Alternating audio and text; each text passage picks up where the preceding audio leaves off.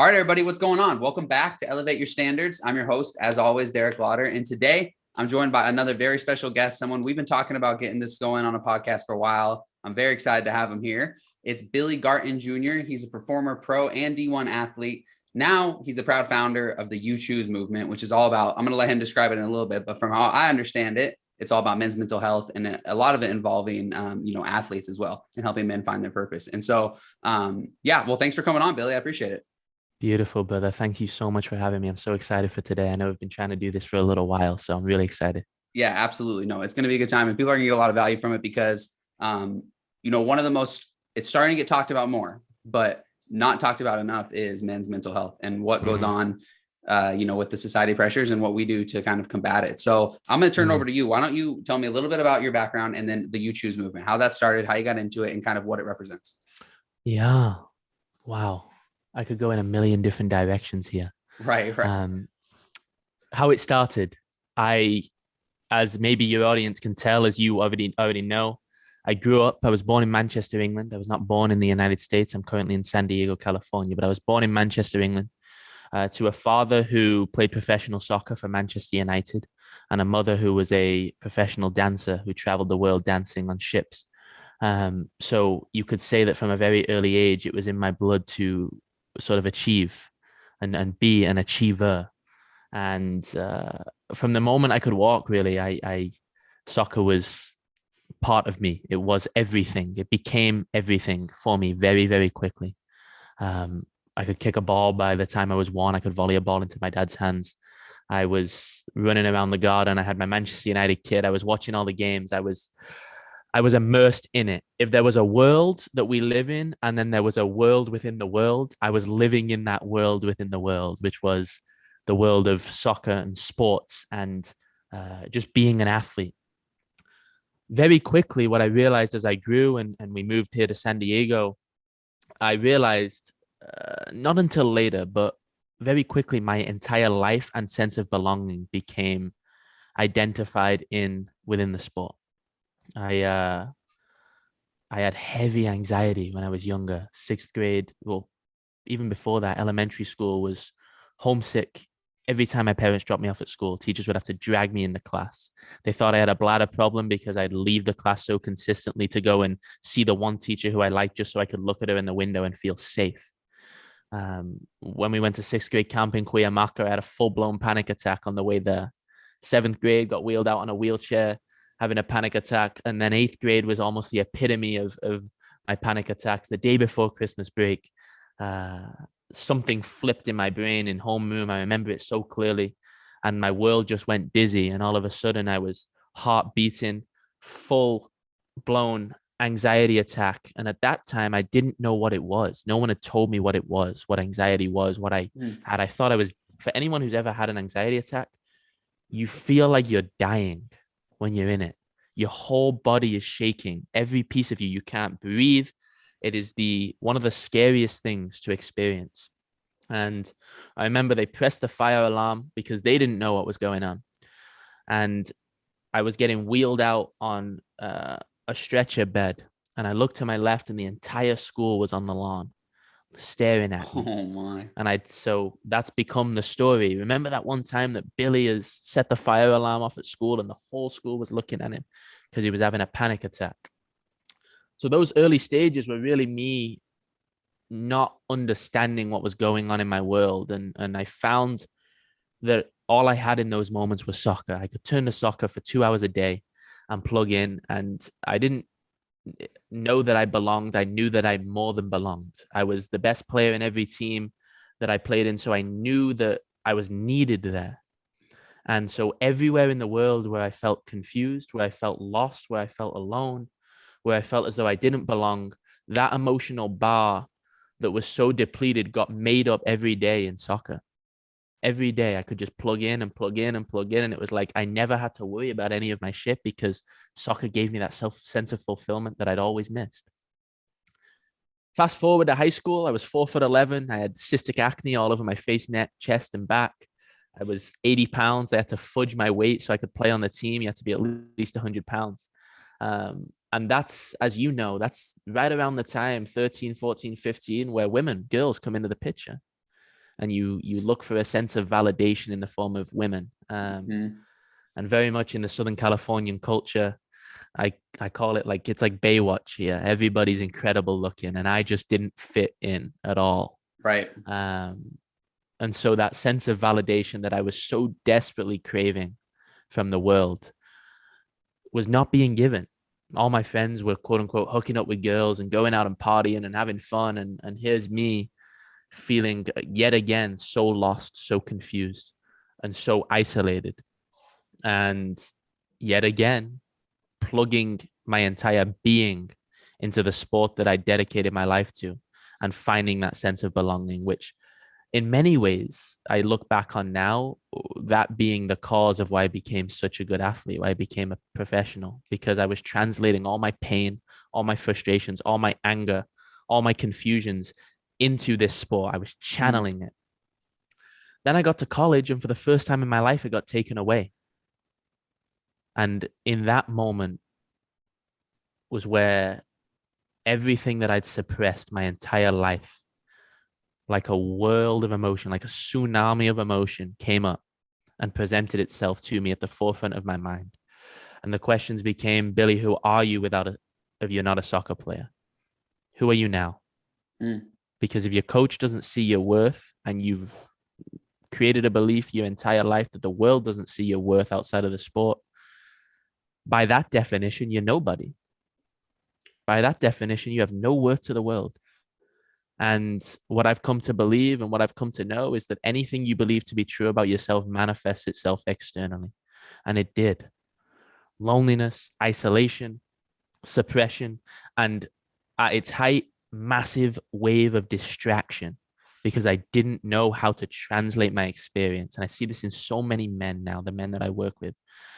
They distract as a follow up to suppressed emotion that doesn't know how to be expressed. And my emotion didn't know how to be expressed. And so I distracted myself. I had a girlfriend, but I distracted myself through pornography. I distracted myself through alcohol abuse. Every time I would step into an environment of a party in college, I remember thinking, I can't be confident unless I have alcohol in my system here. And so Right. I would have to drink to become a man that I felt I couldn't be while sober. On top of that, my own confusions with my girlfriend, and very after the relationship ended, I realized that it was merely a distraction from loneliness rather than a desire to be in the relationship. And my fear of having an honest conversation with her led me to cheating on her multiple times and hurting her.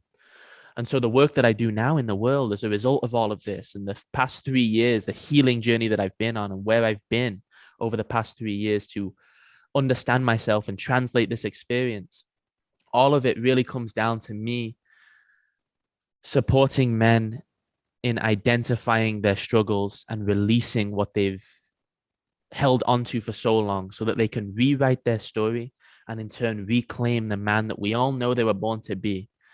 Because when you don't do that, you hurt not only yourself, but you hurt the women in your life, you hurt the family in your life, you hurt the friends in your life, and you inevitably at its highest peak, as we're seeing in the world at the moment, through suicide, through violence, through murder, men are hurting the world. And all of that is an unhealed expression of emotion that hasn't been given the space to be let out. Mm.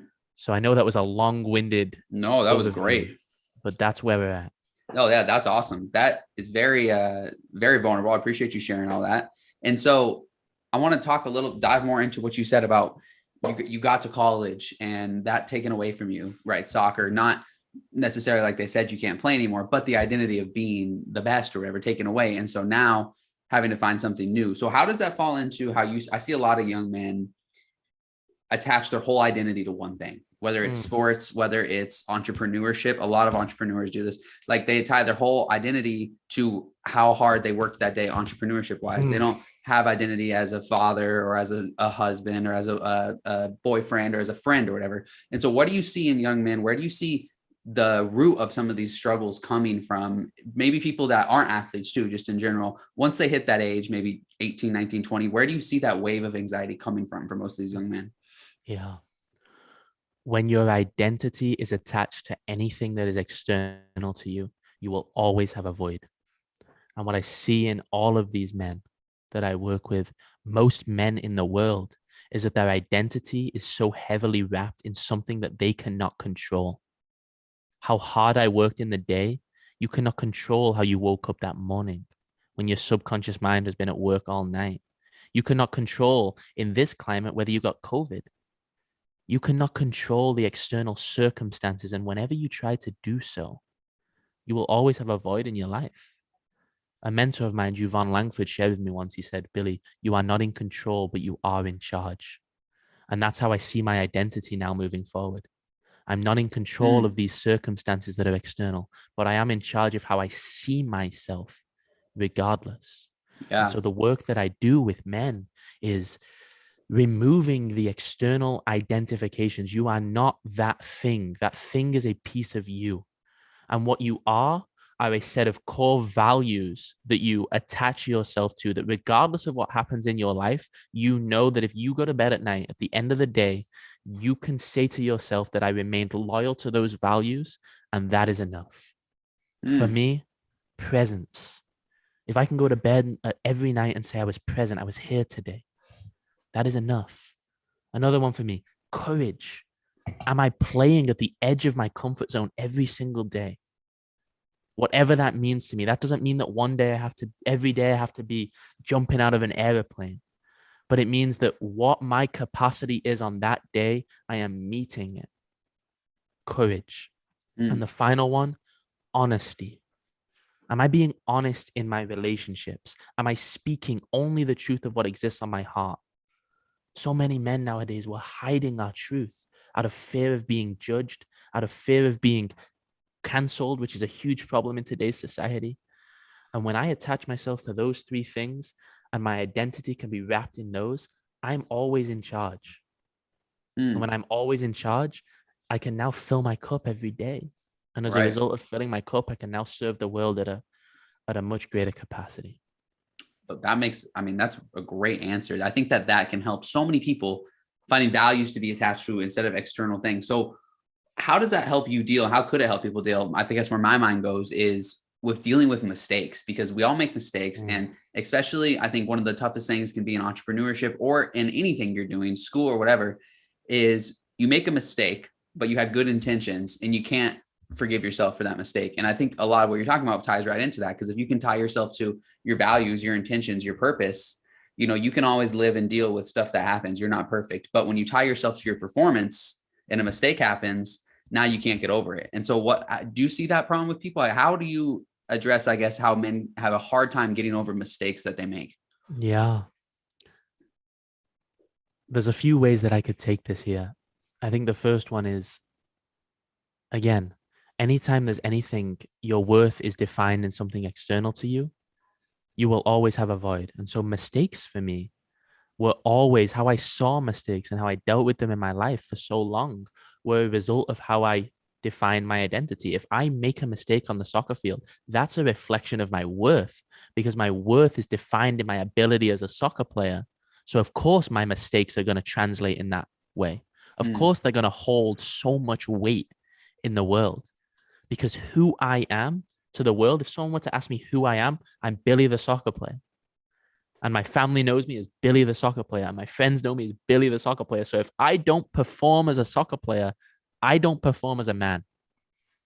And so mistakes, the way I see mistakes, Kobe Bryant, I listen to a lot of Kobe Bryant videos and when I'm working out at the gym. And one of the things he says, there's a beautiful video on YouTube. I can't remember who's interviewing him, but what he says is, someone asks him about failure and he says, failure is not real. Failure doesn't exist. What is that? What is failure? He says, failure only exists the moment you stop trying. That's the only time it exists, because if I fail on Monday, I'm going to try again on Tuesday. And if I fail on Tuesday, I'm going to try again on Wednesday. Right. And that definition of failure for me has shifted so much, because I no longer expect. They say expectation is the root of all unhappiness. When you set expectation for yourself, I no longer expect anything of myself. I have a standard that I set and I reach that standard, but I no longer expect anything. Yeah, no, that's a fantastic answer. That's why we started this podcast, elevate your standards. If you can put your standard to a level that you're happy with in all facets of your life, then you can start to change, like you're talking about, what you attach your worth to. And if you Yeah. can attach your worth to something you can control, which is exactly what you're saying, I think that's just huge. I think that whole concept can help a lot of people, because Mm, how many people young men go through their day, and like you said, whether the girl that they liked didn't talk to them, whether they blew this, whether they blew the sales call, whatever it was, now they feel like less of a man, less of a person. And so yeah. I want to also hear your take on some steps young men can take to help deal with uncertainty better. So a quick example, literally this morning I had a sales call, been prepping for it for a while, get on the sales call, and for some reason the Zoom audio won't work. It just won't work. And she cannot Oh, hear me. We had to go back and forth trying to figure out an email. Never even was able to get on because we had another calls and stuff, and how to reschedule it. And previously I would have really let that ruin my day, maybe even my week, and really thought about it. And I was able to shake it off. And I want to hear, what are some advice you'd give to young men to deal with situations like that instead of getting caught up and dragging them out? yeah. First and foremost, I appreciate your level of vulnerability. Of It's course. rare. Yeah. It's rare. How do I deal with uncertainty? Anytime anything is uncertain in your life, it means that it is outside of the box that you've confined yourself to. So, uncertainty for me in my life has become a fear complex. When I'm uncertain, there is fear that arises. And fear has become the compass point as to where I move.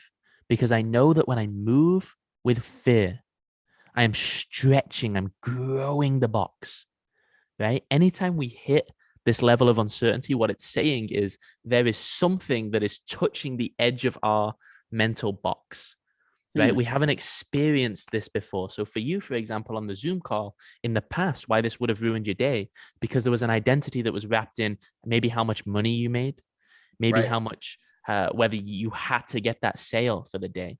And the uncertainty of that alone caused you to either push against the box, right, and stretch and grow, or cause you to cower and hide, which for me, for so long, similar to you, I would have cowered and hid, right? Yep. That uncertainty overwhelmed me, right? And now the way that you redefine uncertainty is in your life is that you either run from it or you embrace it. Mm. For a long period in my life, I was running from uncertainty. It's scary. We all know uncertainty is one of the most scary things because what it says underneath it is what I'm about to step into is unknown. What is on the other side of this is unknown. There's uncertainty when you jump out of an airplane because the unknown is, am I going to stay alive or am I going to die? Right. Right? There's uncertainty when you do things in your life that are huge risks. Right. Starting this podcast for you, major uncertainty. Will it take off? Will it not? The uncertainty. Will people like the way that I interview? Will they like my interview style? I know too, hosting a podcast, all of those uncertainties and those insecurities arise whenever you step into something that is radically out of your comfort zone. Hmm. But as you've begun to realize, the more you put yourself in that environment of uncertainty, the more certain it becomes. That's The a more yeah. certain it becomes. That's an awesome Right. way to put it. People should remember that. Push the uncertainty and make it a certainty, and until you're, that's the whole, what you said about courage and comfort zone and all that, pushing that every Ah, day, right? So okay, first of all, this has been awesome so far. Way different focus and deeper than any podcast I've done. Most of it's about business. It's awesome to talk a little bit about men and mental health. I want to hear, what do you, first I'm going to ask you this. So let's say there's young men out there from ages anywhere from, I don't know, 16 to 25 that are really struggling.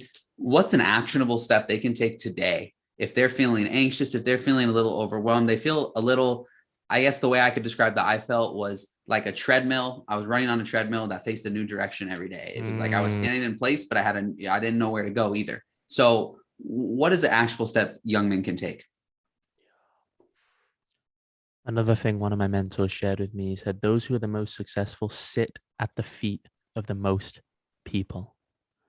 As men, we're so scared to act as though we don't know things.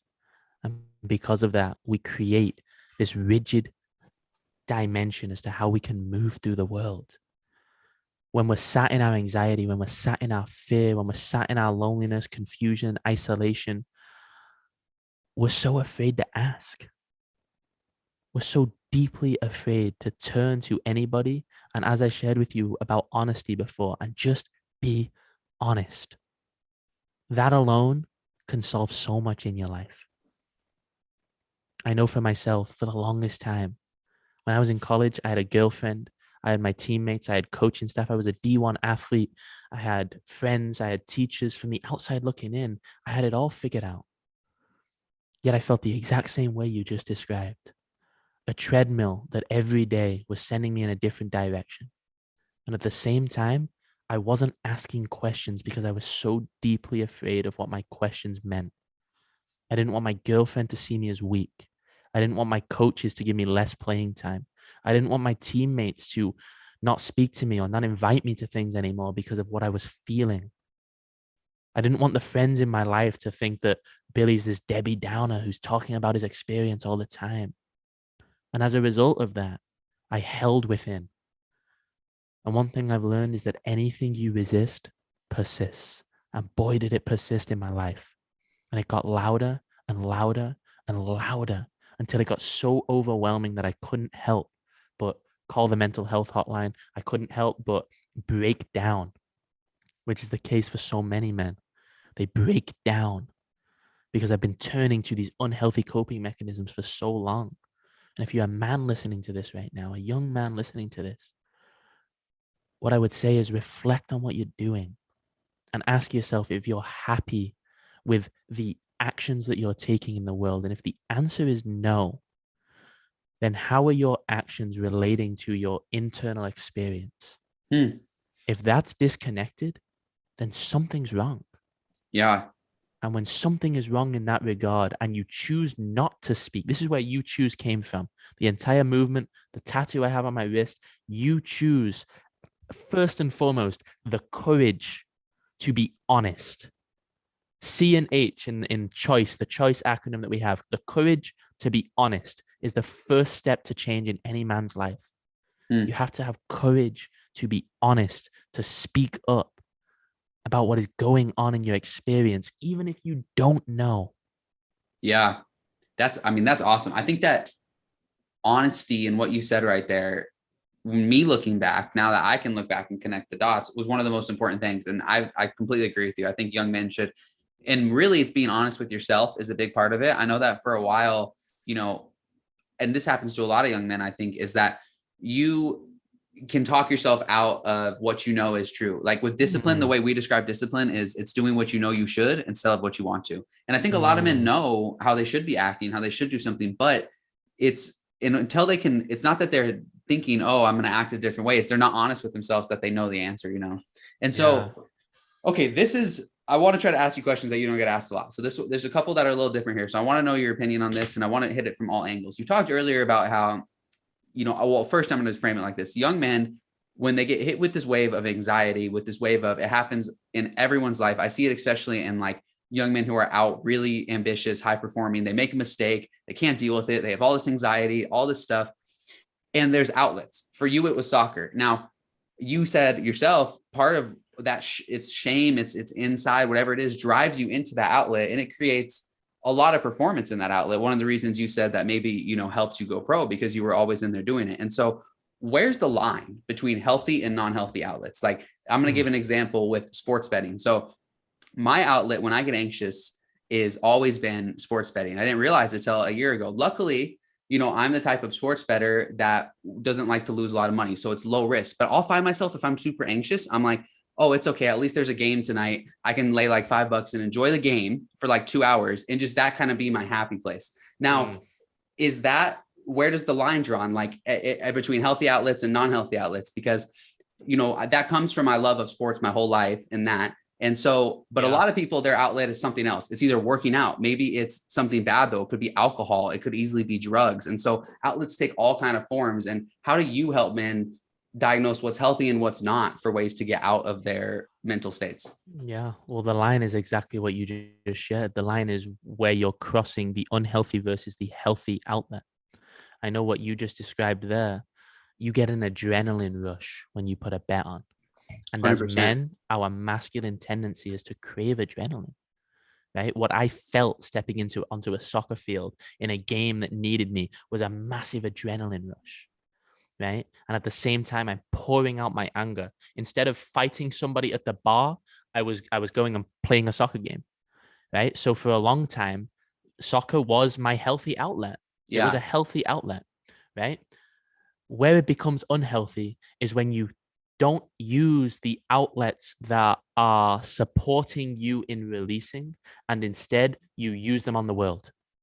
That's a It's great way to put unhealthy it. when you use them on the world. If I don't go to this soccer game to let out, I'm going to go to a bar and I'm going to punch three guys, right? If I don't go and work out, there was a reel I posted the other day of me punching into a punching bag. If I don't let out my rage in that way, I might come home and have a screaming match with my dad. Right? I might come home, for example, and or go out for dinner with somebody and I'm not present with them because I'm secretly pissed off because I haven't given myself the space to release. Mm, wow. Healthy is when you let out in a way that is not harming yourself or society.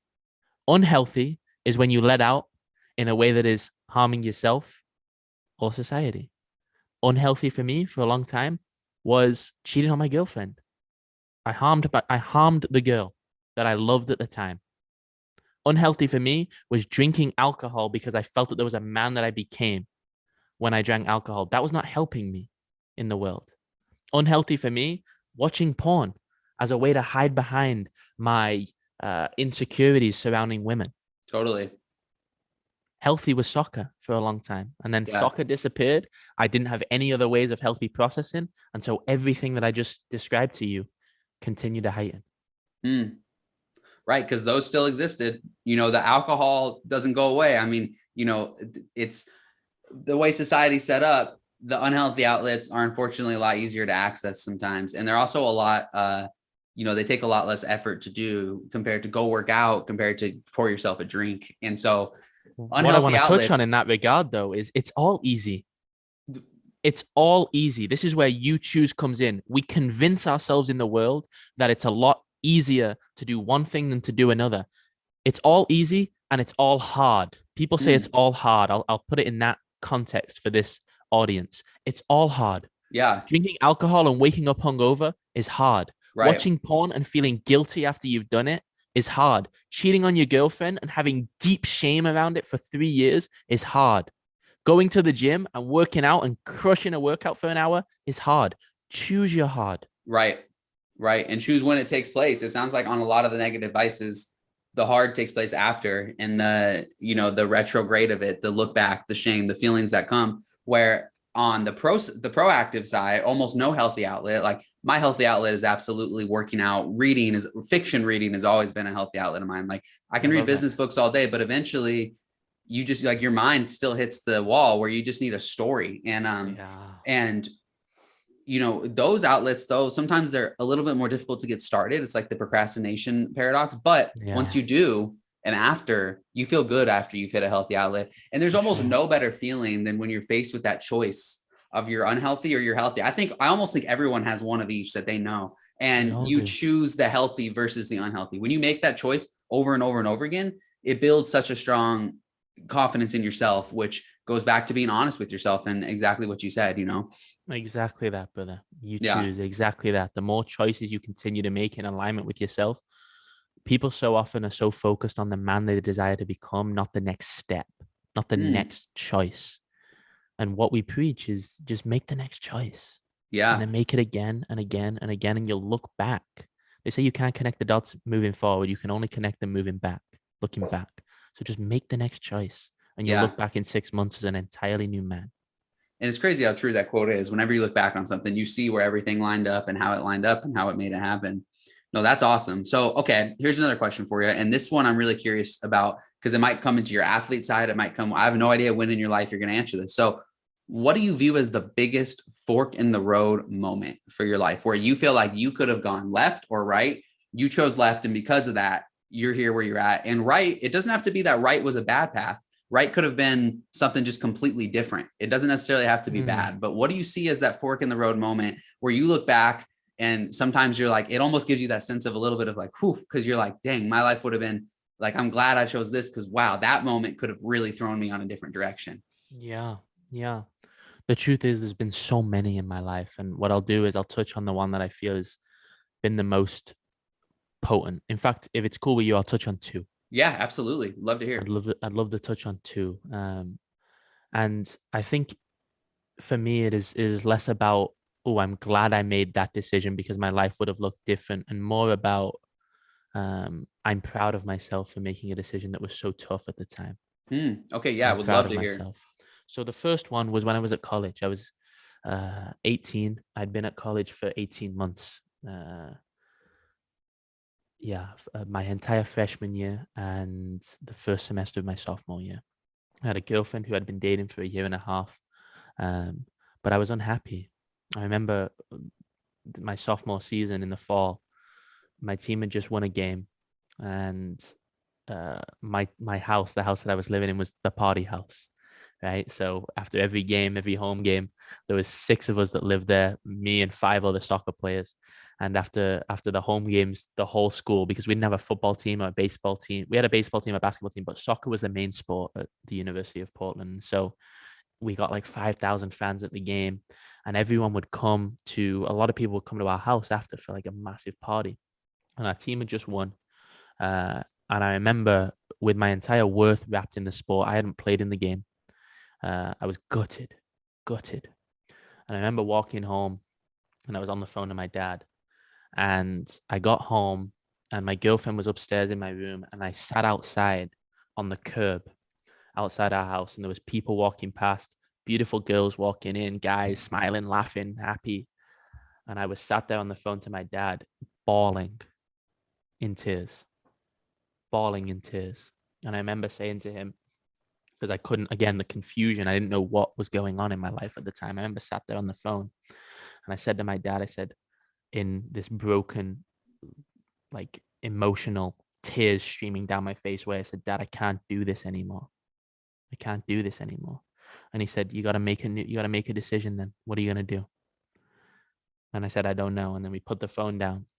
And long story short, I made the decision to leave college after that semester. And I still don't have a degree. I was at college for a year and a half. I left. And from there, what happened was, I'm getting emotional thinking about it No, as it's yeah, coming this is up, because awesome, man. Take your time. This was a really vulnerable moment for me. I was just so deeply confused about what I should do. I had a girlfriend who I loved, and I was, at the same time, my entire worth was disappearing in front of me, so much so that I didn't even want to be seen. Like, I felt shame to even walk into that party, because my thought process was like, what are these people gonna think of me? The kid who can't even play on the team. He can't even play on the team. Uh, and I was sat in this gap between, like, I'm not really affiliated with the athletic population, but not affiliated with the student population either. Hmm. And I'm just in between. I'm just alone, is what it was. Um, and I took the leap of faith, and I left college. And looking back, that was an unbelievable decision in my life. It was a phenomenal decision for me, because uh, I'm 23 years old. Most of my uh, teammates, most of my fellow classmates have either just graduated or they graduated a year ago. And um, not that they don't know, but I feel like I've learned so much in the past 5 years that I couldn't have learned being at college. I moved to England. I've traveled. I started 3 separate businesses. I failed. I had girlfriends that broke up with me. I've had girlfriends that have left me for someone else. I've thrown myself in at the deep end as a result of that courageous decision that was so fear filled, and that's what I really want to get across. Like there was no absence of fear. In fact, my fear was at its absolute peak in that moment. It was at its absolute Hmm. peak. But it's not the absence of fear. It is the courage to conquer that fear when it arises. And the fear arose. And I chose the courage to conquer it. And I'm so grateful that I did. Wow. So that's the first one. I know that was Wow. relatively long, but I No, appreciate you giving that's That was really deep and awesome. I appreciate you sharing that. I think, you know, fear is never going to go away in big decisions like that. So what you said at the end about the courage is, I mean, that's just spot on. But please go on. I want to hear the second one as well. So the second one is one that I'm still debating, and I'll probably debate my whole life whether it was the right decision or the wrong decision. Mm. And that was that second decision came about a year later. I was in England. It had been my dream my entire life to. So on my website, it's been etched in my brain. My family all knew me as this. It was my dream my entire life to follow in my dad's footsteps and sign a professional contract. Fortunately, I ended up doing it, but in this moment, I hadn't yet. I was still an amateur, and I went to England and I spent 6 weeks staying in the attic of a host family's house in Queen's Park on trial for Queen's Park Rangers. And I remember this weird confusion going on at the time in my mind because it was like, this should be like my dream. Like I'm on the verge of signing a contract, but at the same time, it was so gloomy. Anyone who's ever been on trial in a professional environment like that, that you understand that you're stepping into an environment with 23 other young men who all want you to fail because you're coming to take their place. And Mm. it's like dog eat dog. And I remember every day for 6 weeks, it was like dog eat dog, right? Like you don't want to even look at the guys you're playing against, let alone talk to them. And you're sat in the same locker room as them. You go into training, they're giving you shit passes on purpose to like try and mess you up. And I remember I was playing well. And about 6 weeks later, I think it was February 3rd. This was 4 years ago now. And the academy director, the U23s coach, and the football director, they pulled me in a room and they said, Billy, we're going to sign you. We're going to sign you. Holy. Yeah, holy. Yeah. And my whole world in that moment shifted. My entire dream, this is it. They said, go home, get your stuff, come back on Monday. We're going to sign you. So I went home, got my stuff, came back Monday, trained Monday. I was in the canteen where you eat lunch. And I remember I walked down after lunch and I was sat in the changing room and everyone had left at this time. Everyone had left and I'm waiting to sign the contract. And the 23's director who I was training with at the time, he walked into the room and he said to me, Billy, we've had a look at the paperwork. We've done everything we can. Due to your amateur status in the US, we can't sign you until the transfer window is open. The transfer window had just closed 3 days earlier. So if they would have signed me 3 days earlier, I could have done it. They said, Billy, we can't sign you. It's not going to work. So the deal fell through. And that moment for me, my entire life had been granted to me. My entire dream had been given to me and then stripped away. And I felt like I'd been stripped naked in front of the world. Wow. Right? Wow. In that 48 hours, I told all my family. My family had told my family. My friends had known, I'm going to sign. And then it's like, boom. Billy is now stood naked, vulnerable, open in front of the world. They can't sign him. He's still an amateur. His life's mission is still unfulfilled, was the word I'll use. And so, long story short, like, the decision I made was, I'm not happy in this world. There is something that's pulling me away. And now I look at it that the universe is often guiding us, right? I feel very strongly in that everything is always working out for our greatest interest. And I look at it now that I could have stayed in England and continued to go on trial at different places. I'd been doing that since I was 15. I'd gone to probably 12, 13, 14 different clubs at the time. And I realized, reflecting on that experience, like I've given everything to this and I'm not happy. Like I'm not happy. And I remember having conversations and people were telling me like, oh yeah, but you'll be happy when they sign you. You'll be happy when you're making money. You'll be happy when. And I remember thinking like, I don't want to be thinking I'll be happy when. Mm-hmm. I'll be happy when. I'll be happy when. Because what I realized to be true is that all those people who told me you'll be happy when are still saying I'll be happy when. Wow. They're still saying I'll be happy when. Wow. And I knew that would happen happen in my life. And so the decision that I made to cut this story off and end it here was I made the decision to come back to the US. I left England. I flew back to the US. I was living in England at the time. I was in England for a year. I came back to the US. I fortunately signed a pro contract here, checked that box off the list so I could say that I did it. And that also led me down this path that I'm on now. So I'll still debate probably for the rest of my life whether something would have worked out if I'd have stayed in England. But Right. sometimes you have to make those big decisions, and I did. Yeah. The hard decisions are never easy. I mean, you can't hope to have a easy path and also a lot of experience and a lot of stories, Thank you for sharing that.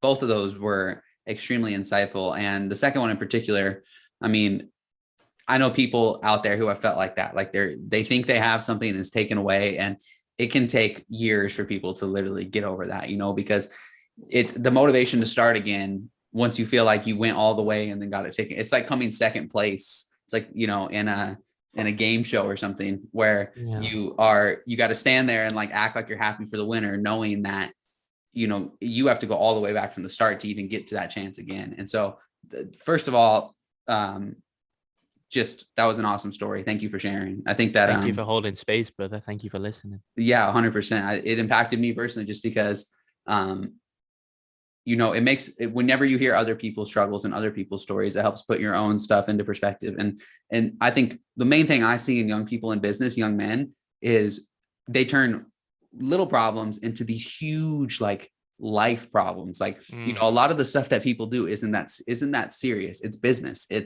They design websites, they do social media marketing. You make a mistake on social media, guess what?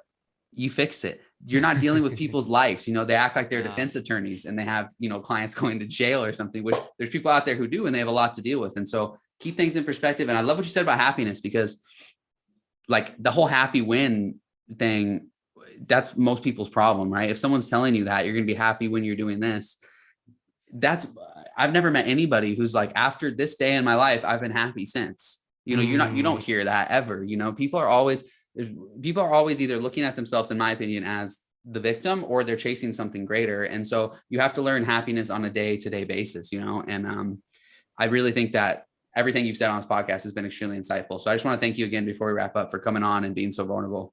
Thank you, brother. Yeah. Oh, well, absolutely. So real quick, couple rapid fire questions before we get out of here. What's your best non-business books that you'd recommend to people?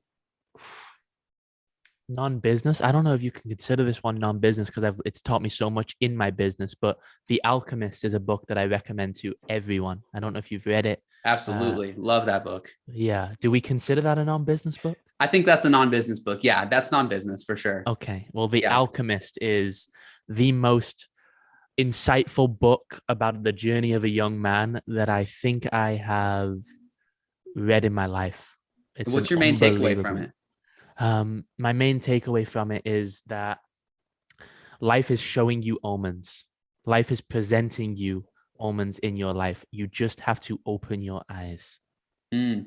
I've spent so much of my life with my eyes closed because I was committed and attached to the outcome. And I see so many people committed and attached. And what The Alchemist taught me is to be committed but unattached to the outcome. With my eyes wide open so that life can take me in whichever direction it desires. And I'm going to follow that path. Santiago in The Alchemist followed the path. He ended up at the top of the hill. He was in the shop for a year. He debated going back. He went every which way. And in the end, he found his treasure and the woman of his dreams. Yeah. So it taught me to keep my eyes open. Wow. And that is one of my favorite books too. So that's awesome that you brought that up. Daily routines. Anything that you do on the daily? Yeah. Cold shower every day. Okay. Every morning when I wake up, straight into the cold shower. Eventually it'll be a cold plunge in my house. Yes. For now, it's just a cold shower. On the daily, I mean, Jim Rohn says every day stand guard at the door of your mind. And the way to do that is work harder on yourself than you do on your work. And so I've started dedicating myself more in the past 6 months to a year of committing myself to 30 minutes of reading every day. The final thing, which has become a non-negotiable for me, is working out. And the way that I describe this is someone said to me recently, they said to me, Billy, they were angry at me. They said, if you can find the time to meditate and you can find the time to read and you can find the time to work out, you can find the time to do the dishes. And I said, okay, that's a fair point. But that also speaks into so much of your confusion at the moment. Because what that tells me is meditation, reading, and working out for you, it comes secondary in the world. If you can find the time, no, I can't find the time. I make the time. Mm. I Mm-hmm. make the time because I know that I'm a better man, I'm a better servant to humanity, and I'm in better physical and mental health as a result. Mm. And so for people listening to this, I would say you can listen to me and do a cold shower and work out and read, but find your non-negotiables. Yeah, You totally. know, No, that what are makes your a ton of sense. non-negotiables? And I'd love to Yeah. hear yours as well. I don't know what yours are, but if there's any that I can implement from hearing from you, I'd love to hear. Yeah, no. So I wake up, one of my non-negotiables is wake up early. So I wake up at between five. I mean, my alarm's at 5:30. If I sleep in, it's like a 6. And then I go to the gym right away. And then I come back. This is pretty much like a non-negotiable morning routine that I do. Then I come back, I meditate, I journal, and then I get going. And then at evening, I make sure, this is really the biggest one that I think has been the biggest reason for my success, is I set my next day up in the evening. So I set my entire calendar. I get my clothes out for the next day. I plug all my devices in, because if you wake up behind the ball, if you wake up feeling like you got to, now your phone's not charged, this is not done, this, you don't feel good, you drank the night before, you are just constantly catching up. But if you wake up and you're like, okay, I'm out of bed, here's my clothes, I already know what audiobook I'm listening to, I'm on the way to the gym, eventually you just become ahead. And so those are what's really helped me, the evening routine. Like a lot of people focus on the morning routine, but if you don't do the evening routine, it's hard to execute the morning routine. When I don't do the evening routine, those are the days I have a harder time doing the morning, 100%. Garton Jones said to me, he said, when you go to sleep, your mind goes to work. And so you can either give it direction or let it take on direction of its own. And he said that's why he finds evening routines to be so important. He said he'll create a list and he'll look at a list, then he'll look at a picture of his daughter, then he'll look at a list and look at a picture of his daughter. And when the energy of the list feels like the energy that he feels when he looks at his daughter, he then goes to sleep. And then his mind goes to work and he wakes up in the mindset of conquering his day, like you just shared. Wow, that's a serious life hack right there. That's pretty cool. Okay, so before I turn it over to you for the last question, I want to ask you, based on that right there, have you ever heard of lucid dreaming? You into lucid dreaming at all?